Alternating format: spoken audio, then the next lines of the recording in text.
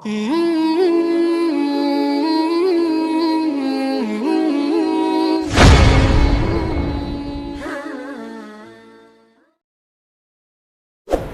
ایک طریقہ کہ ان کی جو مقدس جو کتاب ہے قرآن پاک، یہ جب تک رہے گی ہماری دین شریعت ہم ملک بھارت میں نافذ نہیں کر سکتے، اسے قرآن کو ختم کرنا۔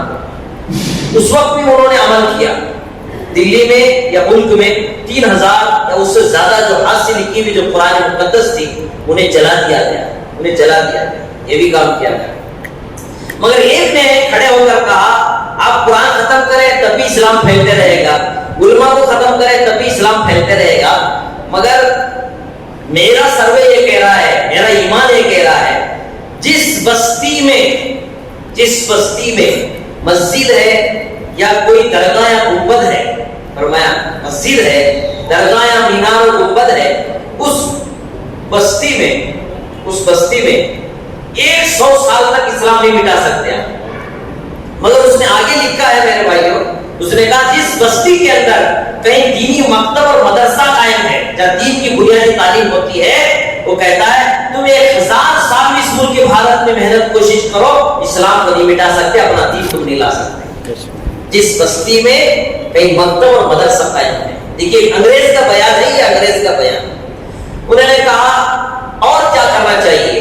اس نے کہا اصل وجہ یہ ہے کہ ان کی جو مائیں ہیں، معاشرے کے اندر مرد حضرات کو کاروبار تجارت و معاملات میں لگ کر ماحول کے اثرات کی وجہ سے ان کے عقیدے بگڑے ہوئے ہیں، معاملات بگڑے ہوئے ہیں، معاشرت بگڑی ہوئی ہے، مگر ان کی جو عورتیں ہیں، ان کی جو مائیں ہیں، ان کے گھٹی میں تو دین ایمان ہے، شریعت ہے، ان کی زندگی میں اللہ اللہ ہے، قرآن کی تلاوت ہے، آخرت کی فکر ہے، ایمان اور اعمال ہے۔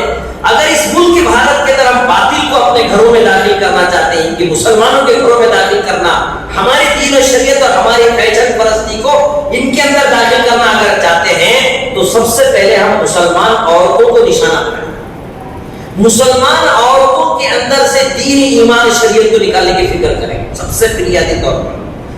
اس لیے میرے بھائیوں، دین کے دشمنوں نے سب سے پہلے بنیادی طور پر گناہ، جرائم، بے حیائی کا جو اعلی کار انہوں نے بنایا ہے تو انہوں نے عورت کو بنایا ہے۔ ایک معمولی 50 پیسے کی ماچس کی ڈبی ہوگی، اس پر بھی ننگی عورت کی تصویر انہوں نے لگا دیا۔ کئی در و دیوار ایسے نہیں نظر آتے جس میں کسی ننگی عورت کی تصویر آپ کو نہ ملتی ہو۔ انہوں نے بنیادی طور پر محنت اور کوشش کی، جس گھر کے اندر دین باقی ہے، کیونکہ وہ جانتے ہیں ماں پہلا مدرسہ ہوتا ہے، ماں کا گود پہلا مدرسہ ہوتا ہے۔ ان کی ماؤں کی زندگی میں دین ہے، ایمان ہے، شریعت ہے۔ ان کی زندگی میں اگر فیشن کو داخل کریں گے، بے حیائی کو داخل کریں گے، گناہ کو داخل کریں گے، جرائم کو داخل کریں گے، دین، ایمان اور شریعت سے اگر ان کی عورتوں کو دور کر دیں گے تو خود بخود ان کے بچے ایمان اور شریعت سے دور ہو جائیں گے۔ ایک مختصر 2 منٹ کی تاریخ میں آپ کو سناتا ہوں۔ اس ملک بھارت میں یا تاریخ اسلام کے اندر جتنے بھی اولیاء اللہ، قطب، ابدال، غوث، دستگیر یا حکیم الامت گزرے ہیں، حکیم الاسلام گزرے ہیں، شیخ الاسلام گزرے ہیں، میرے بھائیوں ان بزرگوں کا نام لیجئے۔ خواجہ معین الدین چشتی اجمیری لیجئے، خواجہ بندے نواز یسوع دراز لیجئے، اسی طریقے سے خواجہ صابر کلیری لیجئے، خواجہ حسن بصری لیجئے، خواجہ شمس الدین التمش لیجئے۔ جتنے اولیاء اللہ کی جو فہرست ہمارے سامنے موجود ہے، میرے بھائیوں بزرگوں، ان کے پیچھے ان کی ماؤں کی محنت ہے، ان کے پیچھے ان کی ماؤں کی محنت ہے۔ انہوں نے اپنے بچوں کو دیندار بنایا۔ شیخ عبد القادر جیلانی قطب ربانی، ہم لوگ مکتب میں، مدرسوں میں بنیادی طور پر جو واقعہ پڑھاتے ہیں، جو بغداد، جیلان سے جو بغداد کی طرف تعلیم حاصل کرنے کے لیے جب ماں اپنے بیٹے عبد القادر جیلانی کو بغداد بھیجتی ہے، 40 اشرفیوں کا ایک تھیلا بدل میں سی کر اپنے بیٹے سے جا کر کہتی ہے بیٹا تو علم دین سیکھنے کے لیے جا رہا ہے، مگر میری ایک نصیحت یاد رکھنا، جیسے حالات، جیسے مصیبت پریشانی عالم آ جائے، مگر کبھی جھوٹ نہیں بولنا، کبھی جھوٹ نہ بولنا۔ اللہ اکبر۔ میرے بھائیوں، ماں کی ایک ایسی نصیحت، اس زمانے میں راستوں میں، جنگلوں میں، بیابانوں میں پیدل سفر ہوتا تھا، ڈاکو لوگ ڈکیتی ڈالتے تھے، ان کے قافلے پر بھی ڈاکہ ڈالا گیا، لوگ لوگوں نے مال لوٹا، سب رو رہے چلا رہے مگر یہ خاموش بیٹھے ہوئے ہیں۔ اب کسی چور نے آ کر پوچھا کہ تیرے پاس کیا ہے؟ تو کہا میرے پاس تو 40 اشرفیہ ہے۔ اس نے کہا مذاق کرتا ہے، یہ تو لوگ چھپا رہے ہیں اپنے مال کو، تو ظاہر کر رہا ہے۔ مگر عبد القادر جیلانی رحمت اللہ علیہ نے کہا، ان کے سردار کے پاس اس چور نے جا کر کہا دیکھو یہ کہہ رہا ہے وہ زمانے میں 40 اشرفیہ بڑی قیمت کی ہوتی تھی۔ حضرت عبد القادر جیلانی نے کہا میرے پاس 40 اشرفیہ ہے، نکال کے سامنے رکھا۔ کہا بیٹا تو کہاں جا رہا ہے؟ میں علم سیکھنے کے لیے بغداد جا رہا ہوں۔ تو اس کو پونجی بنانا تھا، جھوٹ بول کر تو نکل سکتا، ہمیں شک بھی نہیں آتا تھا تیرے پاس 40 اشرفیہ ہوں گے۔ نہیں، مگر میری ماں نے مجھے نصیحت کی تھی کہ بیٹا جیسے حالات بھی آ جائے تو جھوٹ نہ بول، جھوٹ نہ بول۔ میرے بھائیوں، دل سے نکلی ہوئی بات اثر ضرور رکھتی ہے۔ حضرت عبد القادر جیلانی قطب ربانی بنے، ان کا ایک جملہ ماں کی اس نصیحت پر میرے بھائیوں اللہ نے ان ڈاکوؤں کی اس جماعت کو اللہ نے ہدایت دے دی، انہوں نے سچی پکی توبہ کی اور میرے وقت کے اولیاء اللہ ہو گئے۔ میرے بھائیوں ماؤں کی محنت تھی، نصیحت تھی۔ آج ہمارے معاشرے کے اندر میرے بھائیوں ہزار قسم کے حالات و مسائل، خصوصی طور پر ہمارے عورتوں میں، ہمارے بچوں میں، ہمارے جوانوں میں، اور جس معاشرے میں جس ماحول میں ہم رہ رہے ہیں، ہمارا گھر فلم ٹاکیز بن چکا ہے۔ ہمارے بچے ہمارے ہاتھوں سے نکل چکے ہیں، ہمارے بچیاں ہمارے ہاتھوں سے نکل رہے ہیں، بے حیائی عام ہو چکی ہے، گناہ اور جرائم عام ہوتا جا رہا ہے۔ اس لیے میں نے کہا تھا حرام کو حلال سمجھے، گناہ کیے تو کمال سمجھے، بتاؤ اب دنیا میں کیا رہا ہے۔ میرے بھائیوں آج وہ بچہ بڑا سمجھدار اور شانہ سمجھا جاتا ہے جو جھوٹ بولتا ہے، چاپلوسی کرتا ہے، دھوکہ دیتا ہے۔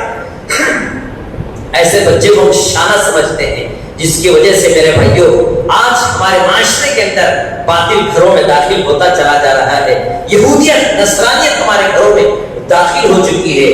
میرے بھائیوں جب نبوت والا خاندان، جن کے گھر میں رسول ہیں، جن کے گھر میں نبی ہیں، جن کے دادا نبی ہیں، جن کے ابا نبی ہیں، جن کے بیٹے نبی ہیں، وہ بھی اپنے گھر کی، اپنے بچوں کے دین ایمان کی فکر کر رہے ہیں۔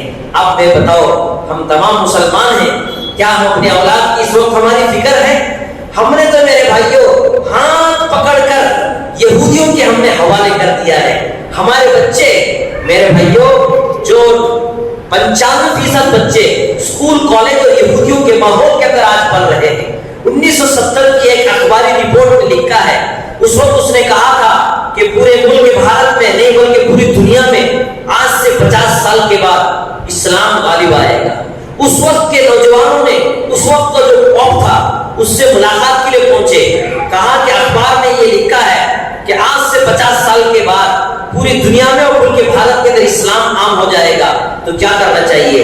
تو پاپ نے کہا گھبراؤ نہیں، تھوڑا بیٹھو تو صحیح، مجھے بتاؤ مسلمانوں کے بچے کہاں پڑھتے ہیں؟ تو اس وقت کہا کہ مسلمانوں کے 95% جو بچے ہیں وہ اسکول کالج ہمارے کانوینٹوں میں پڑھتے ہیں۔ تو اس وقت اس پاپ نے کہا تھا دیکھو آپ آرام سے سو جاؤ، کوئی فکر کرنے کی ضرورت نہیں ہے، وہ بچے مسلمانوں کے لیے، وہ ہمارے بچے ہیں، وہ بچے مسلمانوں کے لیے ہیں، وہ ہمارے بچے ہیں۔ اسی لیے مولانا ابو الحسن صاحب ندوی رحمت اللہ علیہ نے یہ کہا تھا، ان کا ملفوظ ہے جو بچہ یہودی کے گھر میں پیدا ہو یہودی بن کے مر جائے ہمیں کوئی افسوس کی بات نہیں ہے، کوئی نصرانی کے گھر میں پیدا ہو نصرانی بن کر مرے ہمیں کوئی افسوس نہیں ہے، مگر افسوس اس بات کا ہے کہ کوئی مسلمان گھر میں پیدا ہو، اس کا نام اچھا محمد اور احمد رکھا گیا ہو، پھر اس کی عقیقہ کیا گیا، میرے بھائیو وہ مر رہا ہے کفر کی حالت میں، اسلام سے خارج ہو کر مرتد ہو کر مر رہا ہے، تو فرمایا اس پر ہمیں افسوس کرنے کی ضرورت ہے۔ اسی لیے مفتی عبد الرحیم صاحب لاجپوری رحمۃ اللہ علیہ جو فتاوی رحیمیہ کے مصنف ہیں، انہوں نے اپنے ملفوظ میں یہ بات لکھی ہے، دیکھو جس کے باپ کے سر، بیٹے کے سر سے باپ کا سایہ نکل جاتا ہے ہم اسے یتیم کہتے ہیں۔ حضرت فرماتے ہیں وہ بچہ بھی یتیم ہے، وہ بچہ بھی یتیم ہے جس کے ماں باپ زندہ ہیں مگر ماں باپ نے اس بچے کو دین کی بنیادی تعلیم نہیں سکھائی، اخلاق نہیں سکھایا، نبی کی سیرت و صورت نہیں سکھائی، کیا حلال ہے، کیا حرام ہے، کیا پاک ہے، کیا ناپاک ہے، نبی کی سیرت کیا ہے، نبی کی صورت کیا ہے، نبی کا خاندان کیا ہے، نبی کا حسب کیا ہے، نسب کیا ہے، آپ کے ابا کا نام کیا، دادی کا نام کیا، دادا کا نام کیا، خاندان کا نام کیا، بدل یرموک میں کیا ہوا، تبوک میں کیا ہوا، پھر لیان کے قبیلے میں کیا ہوا، صفا مروا پر ہمارے آقا نے ہمیں کیا پیغام دیا. 13 سال مکی کی زندگی، 10 سال مدینے کی زندگی. میرے بھائیوں بزرگوں دوستوں، جو ماں باپ اپنے بچوں کو دین کی بنیادی تعلیم نہیں سکھاتے، وہ بچے ماں باپ ہونے کے باوجود یتیم لکھا گیا ہے. یتیم ہے وہ بچے. اسی لیے رسول پاک صلی اللہ علیہ وسلم کی حدیث میں آپ کو سناتا ہوں، آقا مدنی محمد عربی صلی اللہ علیہ وسلم فرمایا، ماں باپ کا سب سے بہترین تحفہ، ماں باپ کا سب سے بہترین تحفہ یہ ہے کہ آپ اپنے بچوں کو دین کی بنیادی تعلیم سکھاؤ. دین کی بنیادی تعلیم، دین کی بنیادی تعلیم اللہ سے ہونے کا، نبی کی سنت اور نبی کی سیرت اور نبی کی صورت سکھاؤ. آج ہمارے بچے اسکول کانوینٹوں کی وجہ سے ماشاءاللہ سائنسدانوں کے نام جانتے ہیں. ہاں ماشاءاللہ کرکٹر کتنے رن مارتا ہے، یہ فلم اسٹار کے کتنے، کون کیا کھاتے ہیں، کون سے کپڑے پسند کرتے ہیں، کہاں رہنا پسند کرتے ہیں، وہ بھی جانتے ہیں.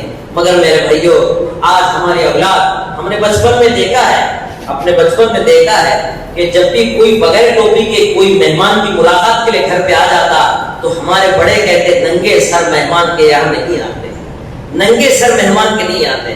میں نے بچپن میں دیکھا ہے کہ ہماری دادی محترمہ جب 6 بجے سورج غروب ہونے کے قریب ہوتا، لانٹن جلایا جاتا تھا، اس کو وہ راہ سے صاف کر کے جب چراغ جلانے کا وقت ہوتا تو سب جتنے بچے ہوتے تھے بٹھا کر کہتے بیٹے ٹوپیاں ڈالو، بسم اللہ پڑھو، اب چراغ جلانا ہے، اب چراغ جلانا ہے. میرے بھائیو، یہ ماحول تھا، یہ ماحول تھا. آج ہمارا گھر فلم ٹاکیز بن چکا ہے، بے حیائی ننگا ناچ ہو رہا ہے.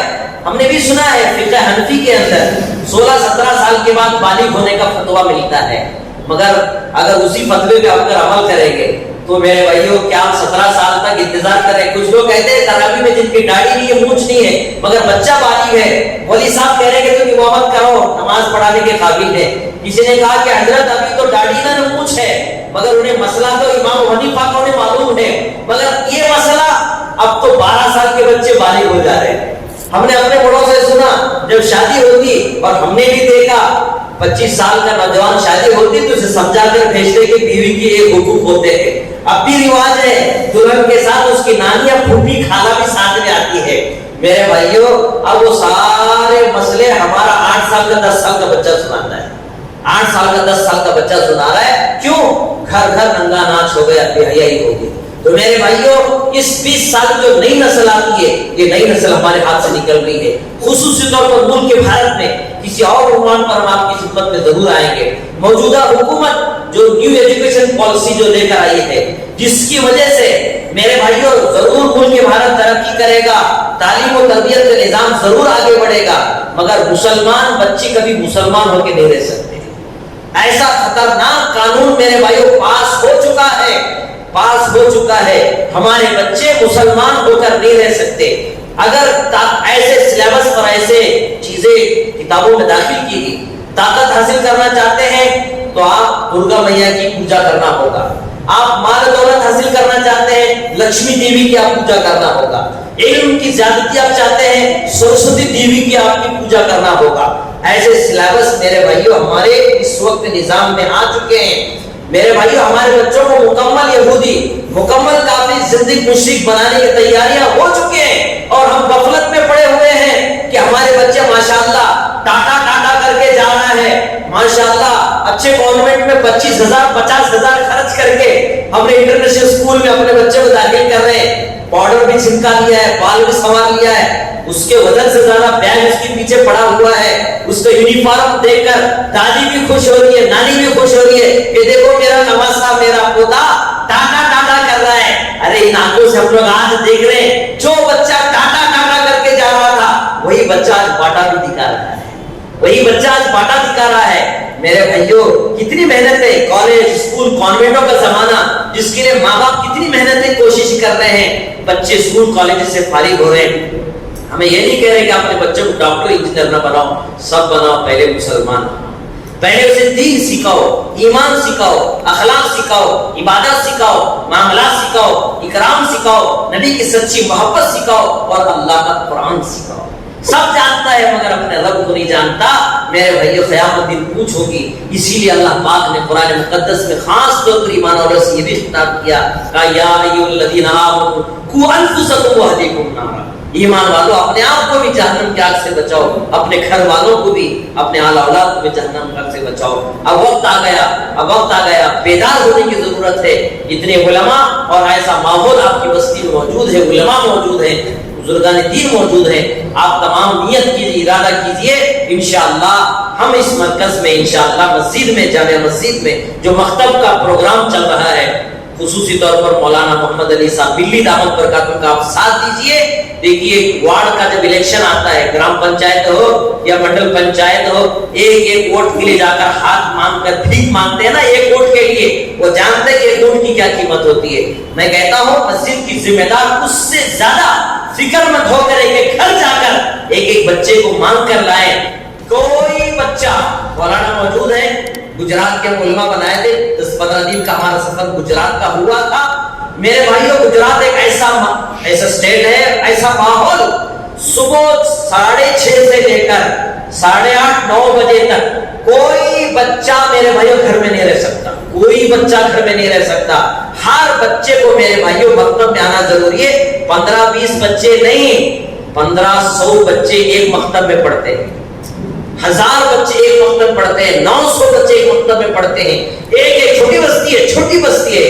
और मुसलमानों का माशाअल्लाह जितने हमारे मर्द हैं उससे ज्यादा औरतें होती हैं, जितने औरतें होते उससे ज्यादा बच्चे होते हैं। इन बच्चों में दीन ईमान की फिक्र का मेरे भाइयों वाहिद जरिया है वो मकातिब इस्लामिया है।